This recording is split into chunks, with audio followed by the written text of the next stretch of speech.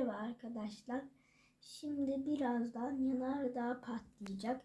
Yanardağdan kaçmak için SOS sinyalini yazmamız lazım. Çünkü SOS sinyali yardım demek.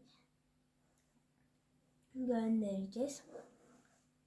İlk S yazacağız. S'ye şuradan da bakabilirsiniz. Nokta nokta nokta.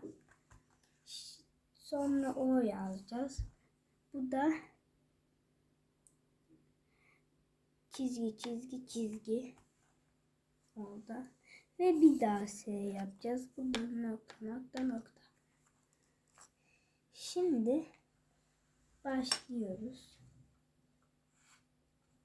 Yanardağ patladı.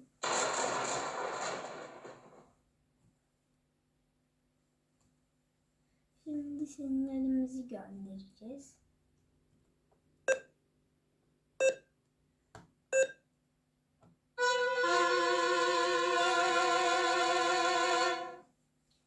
Az önceki zilde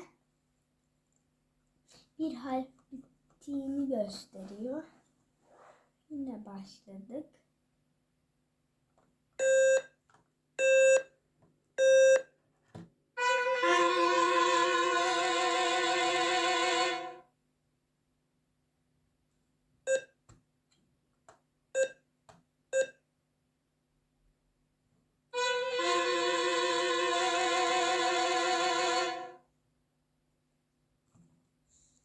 Mesaj gönderildi.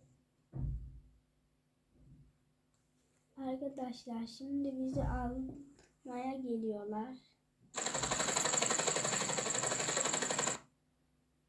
Ve bindik. Güle güle arkadaşlar.